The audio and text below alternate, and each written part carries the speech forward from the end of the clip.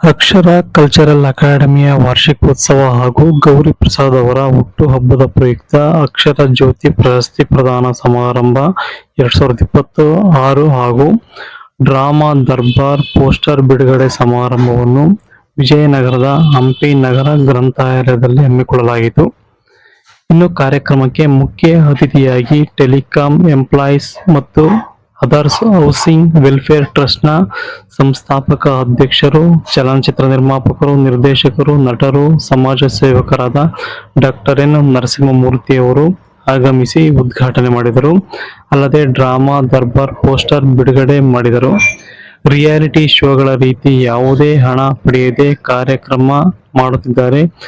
ಗೌರಿ ಪ್ರಸಾದ್ ಅವರ ಇದೊಂದು ತರ ಸಮಾಜ ಸೇವೆನೇ ಸರಿ, ಮಕ್ಕಳನ್ನು ಪ್ರೋತ್ಸಾಹಿಸುವ ನಿಟ್ಟಿನಲ್ಲಿ ಕೆಲಸ ಮಾಡುತ್ತಿದ್ದಾರೆ. ಡ್ರಾಮಾ ದರ್ಬಾರ್ ಪೋಸ್ಟರ್ ಬಿಡುಗಡೆಯಾಗಿದೆ, ಉತ್ತಮವಾಗಿ ಶೋ ಮೂಡಿಬರಲಿ ಎಂದು ಆಶಿಸಿದರು. ಅಲ್ಲದೆ ಗೌರಿ ಪ್ರಸಾದ್ ಅವರು ಹುಟ್ಟುಹಬ್ಬವನ್ನು ಕೇಕ್ ಕತ್ತರಿಸುವ ಮೂಲಕ ಸಂಭ್ರಮಿಸಿದರು. ವಿವಿಧ ಕ್ಷೇತ್ರದಲ್ಲಿ ಸಾಧನೆ ಮಾಡಿದವರನ್ನು ಗುರುತಿಸಿ ಅಕ್ಷರ ಜ್ಯೋತಿ ಪ್ರಶಸ್ತಿ ಪ್ರದಾನವನ್ನು ಮಾಡಲಾಯಿತು. ಕಾರ್ಯಕ್ರಮದಲ್ಲಿ ಸಂಗೀತ ಕಾರ್ಯಕ್ರಮ ನಡೆಯಿತು. ಅಕಾಡೆಮಿಯ ಅಧ್ಯಕ್ಷರಾದ ನಾಗರತ್ನ ಪ್ರಸಾದ್, ನಾಗರತ್ನ, ಡಾಕ್ಟರ್ ಅಂಬರೀಶ್ ಗೋಂಡಾಳ್, ಡ್ರಾಮಾ ದರ್ಬಾರ್ ಶೋನ ನಿರ್ದೇಶಕರಾದ ರಾಘವ್ ರಾಜೇಶ್ ಸೇರಿದಂತೆ ನಿರ್ಮಾಪಕರಾದ ಗೌರಿ ಪ್ರಸಾದ್, ಯುವ ಕಲಾವಿದರು, ಹಿನ್ನೆಲೆ ಗಾಯಕರು, ಕಲಾವಿದರು ಸೇರಿದಂತೆ ಹಲವಾರು ಈ ಒಂದು ಕಾರ್ಯಕ್ರಮದಲ್ಲಿ ಭಾಗಿಯಾಗಿದ್ದರು.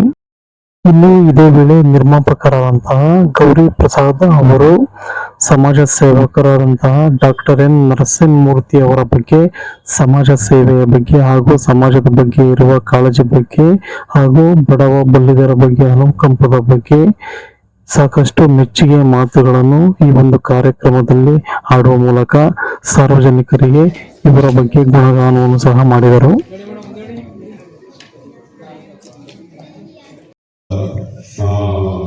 ವ್ಯಕ್ತಿ ಅಂತ ಹೇಳೋದಕ್ಕೆ ಇಷ್ಟಪಡ್ತೀನಿ. ಸುಮ್ಮನೆ ನಾನು ಹೇಳ್ತಾ ಇಲ್ಲ, ನಾನೊಬ್ಬ ಸರ್ಕಾರಿ ನೌಕರ, ಆದರೆ ನಾನು ಸಮಾಜ ಸೇವೆಗಳನ್ನ ಹಲವಾರು ರೀತಿಗಳು ನೋಡಿದ್ದೀನಿ. ಬಟ್ ಇವ್ರ ಥರ ಮಾಡಿ ನಾನು ಖಂಡಿತವಾಗಿ ನೋಡಿಲ್ಲ, ನಾನು ಮಾಡೋಕ್ಕೂ ಆಗಲ್ಲ. ಅವರು ನಾವು ನಮ್ಮ ಧಾರ್ಮಿಕವಾಗಿ ಅವರ ಒಂದು ಇದನ್ನು ಏನು ವಿಚಾರಧಾರೆಗಳನ್ನ ನಾನು ಸ್ವಲ್ಪ ಇತ್ತೀಚೆಗೆ ತೊಡಗಿಸ್ಕೊಳ್ತಿದ್ದೀನಿ. ಆ ಒಂದು ದಿವಸದಲ್ಲಿ ಕಡಿಮೆ ಜನಕ್ಕೆ ನಾವು ಇಷ್ಟಾಗುತ್ತೋ ಅಷ್ಟು ಒಳ್ಳೆಯದನ್ನು ಮಾಡೋದನ್ನ ಆ ಒಂದು ಮಾಡೋದ್ರ ಮುಖಾಂತರ ಅವರ ಪ್ರಗತಿ ನಾವು ಮಾಡೋದು ನಮ್ದಷ್ಟೇ, ಮುಂದುವರಿಯೋದು ಅವ್ರಿಗೆ ಸೇರಿದ್ರು. ಹಾಗಾಗಿ ಇದನ್ನು ಯಾರಾದ್ರು ಸಿನಿಮಾಗಳನ್ನ ಅಥವಾ ಸಣ್ಣ ಇದರಲ್ಲೂ ಯಾರೋ ಒಂದು ಅವಕಾಶ ಸಿಕ್ಕಿದ್ರೆ ಯಾರಾದ್ರು ಒಂದು ಮಾಡ್ಬೋದು ಅಂತ ಇಚ್ಛೆಪಡ್ತೀನಿ.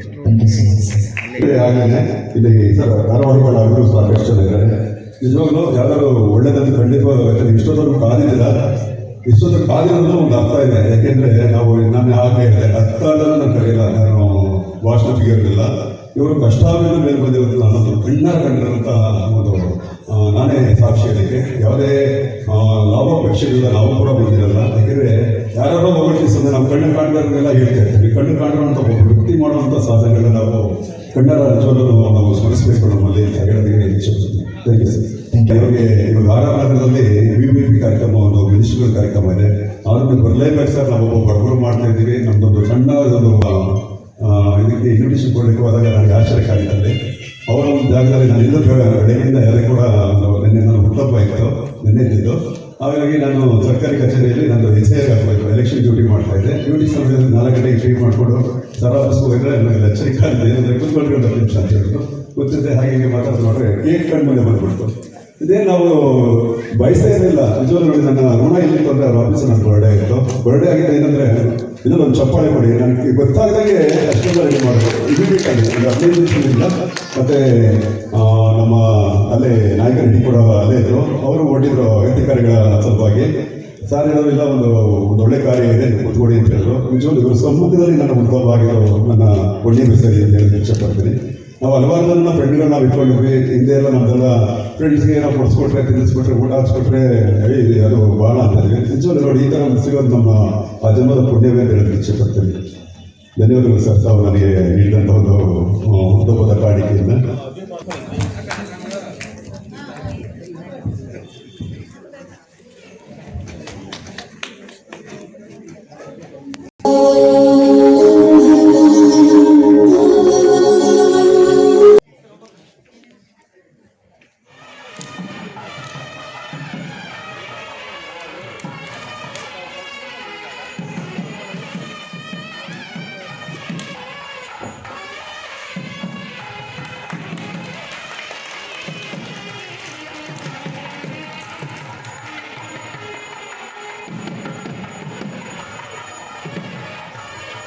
big time choreographer and director, film director, Ananta Rajendra sir. ನಮ್ಮ ಯುವ ಪ್ರತಿಭೆ ಉತ್ತರ ಕರ್ನಾಟಕದ ಹುಡುಗ ಮಂಜುನಾಥ್ ಬುದ್ಧಿಗೆ ಲಕ್ಷ ಅವರು ಸ್ವೀಕರಿಸಬೇಕು.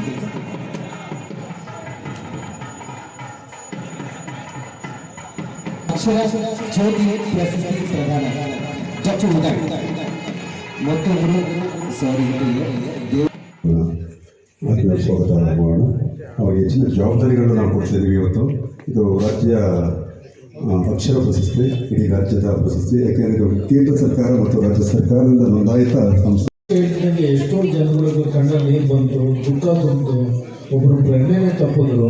ಆದರೆ ಅವರ ಹಾಡಿದಂಥ ಹಾಡುಗಳು ಇರ್ಬೋದು, ಅವ್ರು ನಡ್ಕೊಂಡಂಥ ರೀತಿ ಇರ್ಬೋದು, ಅದೆಲ್ಲ ನೆನೆಸ್ಕೊಂಡು ಎಷ್ಟು ನೋವಾಗುತ್ತೆ ಅಂದರೆ ನಮಗೂ ಕೂಡ ತುಂಬ ನೋವಿದೆ.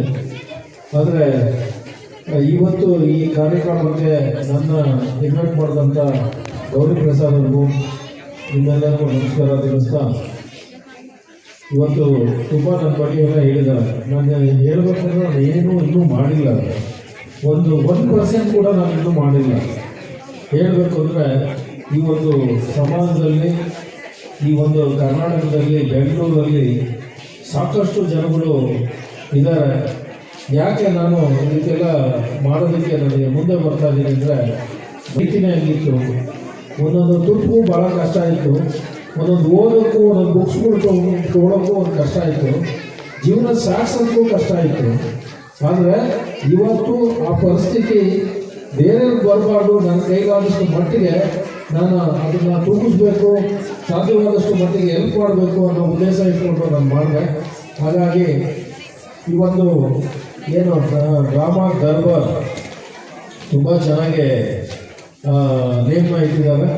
ಹಾಗಾಗಿ ಆ ಒಂದು ದರ್ಬಾರು ಇನ್ನು ಮುಂದಕ್ಕೆ ಚೆನ್ನಾಗಿ ನಡೀಲಿ.